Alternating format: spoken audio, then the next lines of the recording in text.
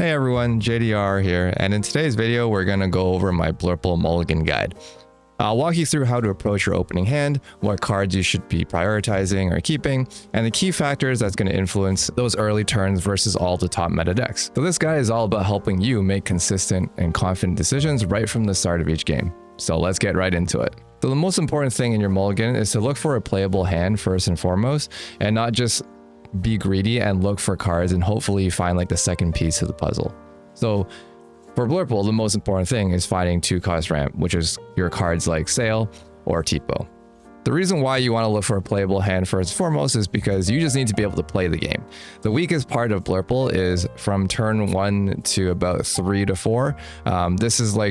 That's how those turns are going to decide how the rest of the game is going to play out. So that's why it's most important here that you get the mulligan down correctly, because I think that the rest of the deck is going to play itself out for the most part after that. But getting down the early game is absolutely crucial to make sure that you set yourself up for success. So let's go through a couple blind mulligans to give you an example of how to play this out. So when you're mulliganing for Blurple, the most important thing is to look for a 1-cost character, whether it's Basil or Rafiki, 2-cost ramp, which is Sail or Tipo, a 4-cost character. It doesn't really matter which one. We ideally want a 4, but any 4, really. Like obviously, if you're on the play, you would prefer Genie. If you're on the draw, maybe you would consider something like Manamim Elephant or Iago. And then your 5-cost character, which is Elsa the 5th Spirit. And that's like the ideal like opening hand that you want. So let's do a couple blind mulligans and take it from there. So right here in this hand, we have a 1-cost character, we have Tipo, we have a 4-cost character, we don't have Elsa. These are all like really good inkables. So you can send these 3 away, hoping for an Elsa, and that's probably what I would do as well. Because 2 things, you have Tipo in your hand, so when you have Tipo, you can be a little bit more aggressive with your mulligan, because Tipo can just ink away an uninkable card that's kind of clogging up your hand. I like to keep the 1-cost characters in my hand because they're just easy ink, right? If you don't need to play them, you just ink them, and you don't really want to top deck these cards later on in the game. So here, this is literally perfect, right? We got turn 1, we got turn 2 play, we have a 4-cost character to play and follow up with an Elsa to control the board. Do another one. Here, we send the uninkables back. We send that back. We'll send that back. I'll hold into the unknown in case it is an aggro deck, like a Tiana deck, for example. So that's where I want this card. And if not, it's just easy ink. So here, we don't have a 1-cost character, but that's fine. All right, we have the Tipo for easy ink turn 1. And then we have one of these actions to ink depending on the deck that you're against. You ink the one you don't need. Then you can play Tipo and ramp. And then you have your 4-cost character in Iago or Dumbo. And then you have Elsa. Let's do one more, but we're going to play it out. So here we don't have ramp. So first thing you do is send 7 back because you absolutely need to see ramp to play the game. Okay, so this hand is not the best, but it's definitely still playable. So turn 1, we will probably just ink Monstro and pass. Next, we have Rafiki in hand, but it's a little bit late. We can't really play this card anymore. So we're going to ink Rafiki. We're going to play Tipo, and we're probably going to ink Elsa. Okay, going to next turn, turn 4. This is very unfortunate with all the uninkables we're drawing. We're going to ink the Bell and play Iago. Then the following turn, unfortunately, we have to ink a Bell again, most likely, and then you can play Elsa, and you can exert something, start attacking and controlling the board. This is where it gets a little bit concerning because if they're able to remove your characters, then you're kind of stuck, right? You need to top deck ink here. If they don't remove your characters, it's very easy. You can sing second stars to the right, draw 5 cards, and then we're back in the game. So now let's do mulligans specifically for each matchup, starting with Purple Steel. So against Purple Steel, they are a deck that's trying to get wider than us. They can put on the aggression in the early game.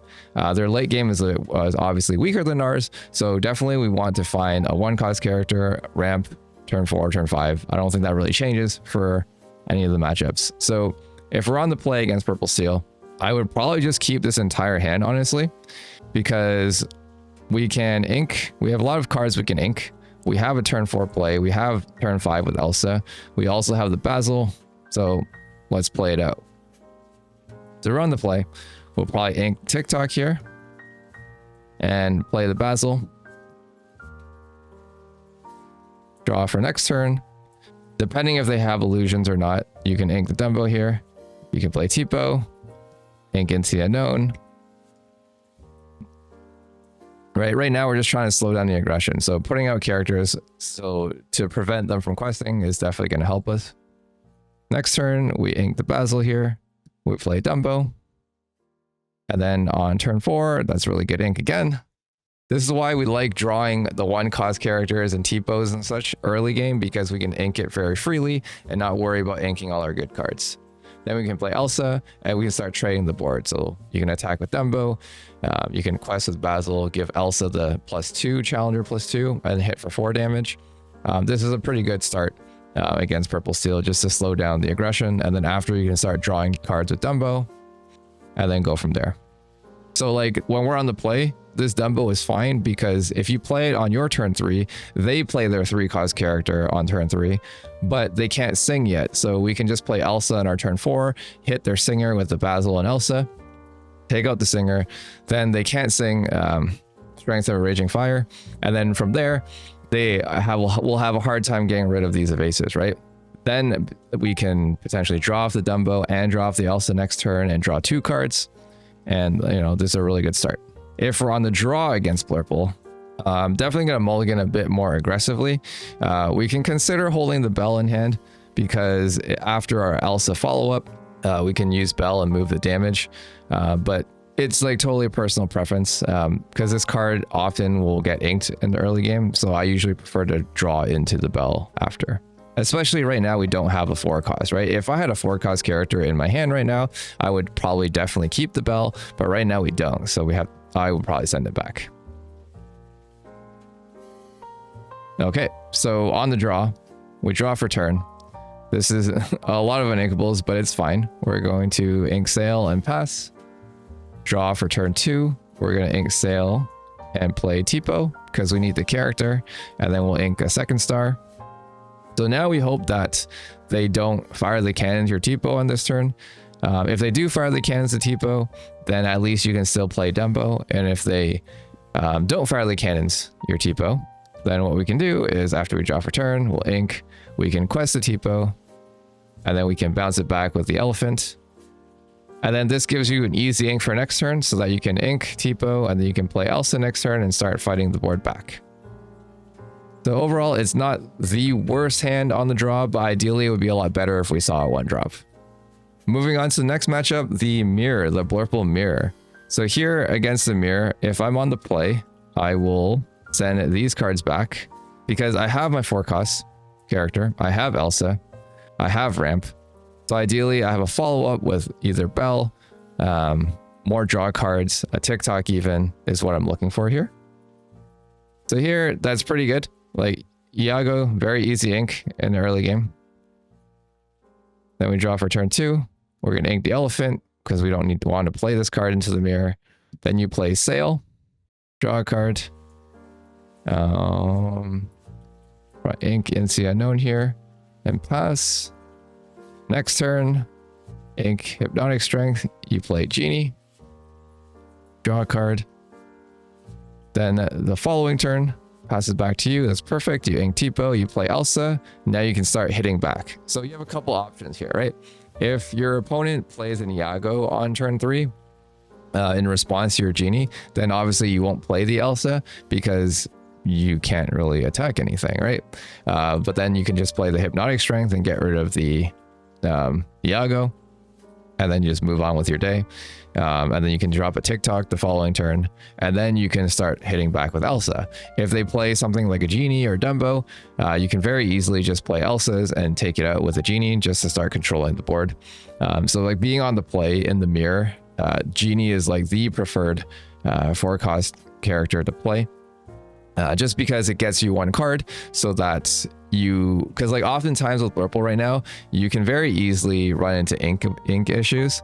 So on the play, right, you get very card starved. So because there's very little cards that say there's very little cards in the deck that draw cards. So Genie is like one of like the resource positive cards in your deck. So being it on the play, being able to draw a card and able to ink up to 6 or 7 in the mirror is absolutely crucial. The Natsu on the draw. Right now we don't have any ramp, so we have to send 7 into the mirror. And we don't see any ramp back. Like, you're probably going to lose if you don't see any ramp. So let's try and do another hand on the draw. So another, send 7. Okay. So in the mirror on the draw, we will probably ink I'll probably just ink Rafiki here. So a lot of times people will play out the Rafiki, but it's just like, this is an easy inkable card, and in the mirror this Rafiki doesn't do anything because it doesn't really challenge anything. If this was Basil, I would definitely play it because Basil will let Elsa hit for 4 damage and we have initiative, or sorry, we won't have initiative there, but we'll be able to fight back, right? Because the ideal hand on the draw in the mirror, this would be Basil here instead of Rafiki. And then you ramp on turn 2 into an Iago. So imagine this was, yeah, just imagine this is Basil, right? So like if this was Basil, ideally that's what we want, Basil into Iago, because right now if your opponent plays a Genie on turn 3, if they Elsa, they can't really take anything out with the Elsa Genie except for the Basil, but if they hit the Basil or exert themselves into the Basil, then your Iago can take them out. If they do nothing, you can play Elsa and hit them back. If they Hypnotic Strength your Iago, then you can play Elsa the next turn, quest Basil, give Elsa the +2, and then you hit for 4, take out the Genie. Okay, but going back to this hand now, we don't have Basil, so we're going to ink Rafiki, and we'll pass. Going to next turn, we will ink Dumbo, play Sail, draw. I would ink the Elephant here, and pass. Then going on turn 4, we'll ink Incy Unknown. We play Iago. So this hand is getting very uncomfortable because we have 2 Hades, 2 second stars in hand, and it is not looking good in terms of inkables. Like, we would really need to be able to top deck inkables for the next turn so that we can play Elsa to fight the board back. So you can imagine here as well, like if you played that Rafiki that we inked on turn 1, because I see a lot of people play their 1-cost character in the mirror when they shouldn't be playing the 1-cost character in the mirror just because of how their hand looks with all the uninkables. If we played this Rafiki, we would have to ink Elsa to play the Iago, and then your hand would look like this right now, and the board would look like this. And this is not the position you want to be in. So definitely be mindful of what you ink, especially early in the mirror. The other matchups, the faster decks, like you usually stop inking around 5 or 6 because most of the games end when you're around 5 or 6 ink anyway. Sometimes you get to 7 to Hades, and then you ink up to 7 to use Hades when you need to. But in the mirror, it's a much longer game where you're grinding a lot against your opponent. So because the games are more extended, it's very crucial that you get to your top end on time so you can Hades things on time. You can use second star and play all your bigger characters. The most important thing to keep in mind in the Blurple mirror here is to make sure that you have ink in your hand ready to go so that you can continue ink upwards so that you don't screw yourself with uninkables. All right, moving on next to green-blue. So against green-blue, the most important thing is to keep your hand low, and I like to try and ramp twice because the most important thing here is not to give Clarabelle any value. So if you have too many cards in hand, Clarabelle is going to get value and draw too many cards. So ideally, I like to keep my hand size around 2 to 3 at most. So here we don't have ramp, so we're going to send 7. And okay, so if we know this is green-blue, then this is the matchup that we definitely want to keep our hand size low. And Dumbo is the best turn 3 play against this deck because they can't remove Dumbo and you can just choose when you want to draw. So if I know this is green-blue, I'm inking Hypnotic Strength and I'm playing Rafiki here. Then we draw for turn 2, ink Hypnotic Strength. We are going to play Tipo. We're going to send away a Hades. Draw for turn. We are going to, it's very unfortunate, we have to ink Monstro. And then we're going to play Dumbo. So here, they still can't play Shift Clarabelle and Sing You're Welcome yet because it's going to their turn 3, right? So even if they play Clarabelle here, let's just say they play Clarabelle on this turn, then you draw for turn. On turn 4, you're going to play Elsa, you're going to take out Clarabelle and start questing.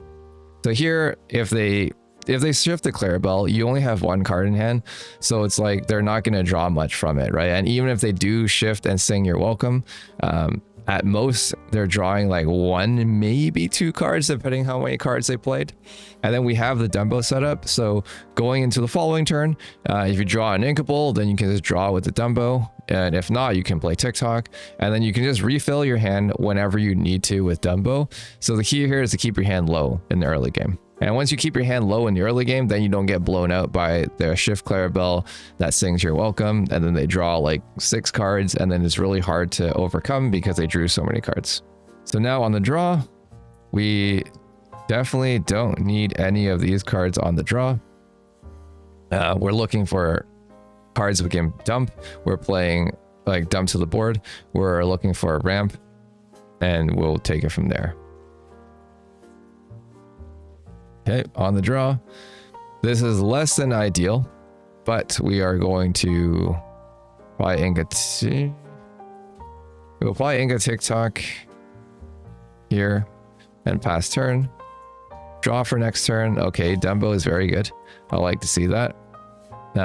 We are going to ink an Elsa, and then we're going to play Tipo, and we are going to ink one of these high cost uninkable songs, or uninkable cards. I'm probably gonna do Second Star because I don't want to draw more cards. Elsa as a character will help me a bit more in that matchup. Then we draw for next turn. If we did not draw a Sail, I was going to play an Iago, because if you play Iago this turn, if they don't have Shift Clarabelle, you're welcome. You can play the Elsa the following turn and start fighting the board back, right? But because we drew Sail, we are going to continue emptying our hand. So we draw with Sail, ink, ink, and go from there. So like, if they have Shift Clarabelle and they Sing You're Welcome, that's going to be a little tough and difficult for us because we still have 4 cards in hand that we couldn't get rid of, and they're going to draw a lot of cards. But then after that, we have more ink, so then we just have to try and start fighting back from what we draw. Ideally, with Tipo and things like that, we don't keep uninkables in our opening hand, and you want to like ink genies and all the uninkables, but we had 3 in our opening hand, so there's not much you can do here. So this is not the most ideal opener, but that's the best you can do with these kind of hands. So just to recap really quickly against green-blue, most important thing, empty your hand, dump your hand, play to the board. Ideally, if you can ramp twice, ramp twice. If you can get Dumbo on the board, get Dumbo on the board because they can't remove Dumbo and you can just draw a lot of cards. And keep your hand size low, ideally 2, maybe 3 cards at most I like to keep, and go from there. So next matchup against Amethyst Steel on the play. So Amethyst Steel on the play. I'm looking for all my 1-cost character, all my lower end, obviously, my 1-cost characters, ramp, my 4-cost characters, into the unknown specifically for Tiana. So with this hand, we're just going to send back Hades and the 2 Finders Keepers to look for what we need. And this hand is pretty good for us. We're going to ink the elephant and play Basil. Then we're going to draw. We're going to ink Finders Keepers, play Sail, draw a card. Unfortunately, we're going to have to ink the Bell here and play another Basil. So this way, even if they have Fire the Cannons, you have a character to bounce with the elephant. If they somehow have 2 Fire the Cannons, at least we still have Genie. We can ink the elephant and we have Genie to play. So that's fine. We draw for next turn. So here is a little unfortunate. We don't have an inkable that we want to ink. So we have to ink the elephant here and play Genie. Draw a card. Ideally, we get the elephant out because it's a stronger character that can contest the board, right? But in those situations, we have no choice. If we only put down 1 Basil, the issue with only we could have kept this 1 Basil back, and for ink, right? That way, we would have guaranteed the elephant. But if you only had 1 Basil, and they fire the cannons your first one, then your elephant can't be played. So you do have to take more risks against Amethyst Steel aggro because We are unfavored in that matchup already, so taking a little bit more risk, I think you need to do. But then this is still fine because we can ink a Basil and we can play Elsa and start fighting. So it's not the worst hand in the world. It's definitely still playable. It's just not the most ideal. But this is still fine. This is still a good opener against Amethyst Steel aggro. The only thing missing here is Into the Unknown, because if they play Tiana, we have no way to get rid of a Tiana here. So that's what I would want to be looking for. And hopefully we can ink to 7 so that we can use the Hades and banish the Tiana. Amethyst Steel aggro on the draw. We don't have ramp, so this is just send 7. No questions about that. And we don't have ramp in this hand, and that also happens. But what we're probably going to do is just play as many 1-cost characters out and hope you see ramp. But for the sake of the video, we're going to do another one. Okay, so this hand is probably... I'm not going to touch this hand at all against Amethyst Steel aggro. Like, you can consider not keeping Genie, but I think keeping Genie is fine with this specific hand against Amethyst Steel aggro on the draw. Because we have the 4-cost character, it can sing Into the Unknown. We have Elsa, so we kind of have everything. And like ideally, this Genie would be a Madame Elephant, so that we can guarantee the Into the Unknown because they won't be able to strength it. But setting 1 card back to like, this is a guaranteed turn 3 play, right? But if we send this back, we're not guaranteed to get a 3. So I'm going to keep the Genie in that case. So we draw. We're going to ink TikTok. We're going to play Basil. Turn 2, we're gonna ink Sail, like all this easy ink, right? We talked about before. Play Sail. Ooh. I'm gonna ink a TikTok and play the Rafiki to the board. It's pretty good. So Rafiki and Basil really slows down and halts the aggression that they can put on. So hopefully this this slows down some of the lore that they can get in the early game so that we can get to our top end and control the board after. Going next turn, we definitely don't need Finders Keepers here. We're going to play the Genie, draw a card, and then now we're set up, right? So going to the following turn, if they play Tiana and they don't exert, then we can play Elsa, sing Into the Unknown with Genie, get rid of Tiana, and just start fighting the board back. If they do quest with Tiana, we can just easily sing Into the Unknown with Genie, get Tiana off the board, and then Elsa can exert something, Rafiki Basil can start fighting the board back. And this is almost the ideal hand that you want. If the Genie was a Madame Elephant, that's probably the best card we can ask for with our 4-cost characters on our turn 3 play. But this is totally acceptable, right? And like we talked about earlier, that's why I kept the Genie, because there's no guarantee you're going to see another 4-cost character. Like, we do play a lot of 4-cost characters, but there is no guarantee you're going to draw into it. So that's why I like to take the guarantee play. I don't like to risk potentially not seeing a 4-cost character, and then we're really screwed if this was our hand. All right, at least this way we can play the game. And that's, I think, the most important thing in the early game for Blurple, is to be able to play the game and survive the early game. So to recap against Amethyst Steel aggro, we're looking for our 1-cost characters, we're looking for ramp, we're looking for our 4-cost characters, we're looking for Into the Unknown and Elsa. So the only thing that really changes from the other mulligans is keeping Into the Unknown and preferring Madame Elephant over things like Genie. And for our last matchup, we have green-yellow dogs, whether with Chromacon or Scrump or whatever it might be. So on the play, we do not have ramp, so we are sending 7. Okay. This is not the best hand into green-yellow, but this is playable. So like what we're looking for against green-yellow is like, it's tricky, right? They are like Amethyst Steel aggro, where you want to play 1-cost characters to the board, but at the same time, they can play cards like Chromacon, where you can now no longer challenge them efficiently, and then they bounce your character back, right? So at that point, it's like you need to race because you can't fight anymore. So cards like Into the Unknown and Hades, cards that say put your opponent's character or card in the inkwell, that will avoid Chromacon. So that's exactly what you want in this matchup.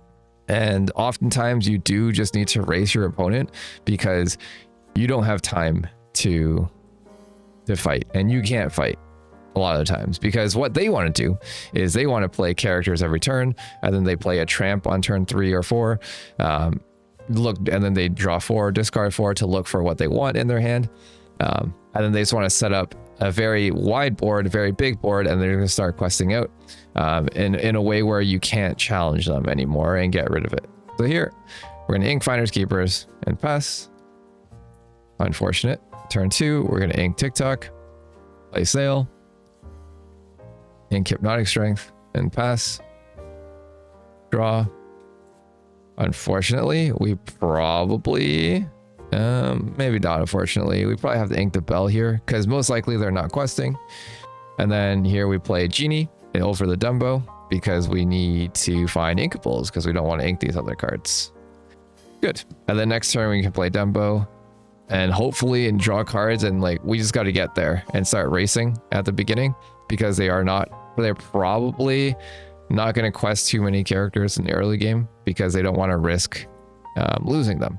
But if we have no characters in the early game, that's when they're going to quest anyway. That's why one of the most important things is to have the 1-cost characters in your hand, so that you can slow down some of their aggression, so that you can start gaining lore. This is one of the most unfavored matchups for us anyway to begin with, so even more so unfavored than Amethyst Steel aggro. So if we don't open Ideal or the 1-cost characters, we're probably just going to get run over. It's very difficult. On the draw, we don't have ramp again, which is fine, but we definitely have to keep our 1-cost character on the draw, especially into these aggro decks, because we absolutely need to hit a 1-cost character to slow them down early, or we have no shot of coming back. So here, this hand is pretty good for being on the draw. So we're going to draw for turn. We're most likely going to ink our Hypnotic Strength, play Basil, draw for turn, ink Tipo, play Tipo, and we're most likely going to ink the Elephant here. And pass. Draw. Here we're going to, so the reason why I kept Basil for this long is because I want to be able to eventually play more characters to the board. So Basil can help. Just the more characters we can play to the board, the better, that I find in this matchup. They do have Under the Sea, obviously. But like, well, you guys got to slow down the aggression, right, on the draw. So depending on what's on their board, you can ink Basil here, and then play an Iago to fight the board. If there's no need to fight the board, you can play Genie. Just kind of depends how aggressive of their opener is. So let's just assume they do have a more aggressive opener. Then we probably just have to ink the Basil and play Iago here, and hopefully slow down their aggression. Because if they're questing out into these, like, so they have 4 health characters, right, on their side. So if they have a lot of 4 health characters, this Basil and Tipo is not going to stop anything. They're going to quest into you anyway. That's why if there's too much aggression, you have to play Iago. And if there's not enough aggression, you can play Genie and draw cards. Genie obviously is not ideal because it is susceptible to Under the Sea, and it also only hits for 2. So it doesn't really get rid of problematic cards. But yeah, this is still very rough. We don't have Elsa. Ideally, we draw into Elsa next turn. If we don't, we're already looking pretty bad. And if they just play a Chromacon this turn and then start questing everything, there's probably not a lot we can do with this hand, because we're just going to fall so far behind. So to recap against green-yellow, looking for the ideal thing, we want to look for 1-cost characters, ideally Rafiki, 2-cost ramp, 4-cost character, Elsa, multiple Elsas, into the unknown, and get to Hades. And then we have to start racing if we know they're on Chromacon, and if we know that they are on a more Scrump Under the Sea version, we have to remove their 7-cost character, basically the Tramp, so that they can't sing Under the Sea, to clear our board. And that wraps up my Blurple Mulligan guide. So hopefully this helps you feel more confident about playing Blurple, how to play your opening hands, how to mulligan, and set you up for smoother games overall so that you can win more games with the deck, because that's what we want, right?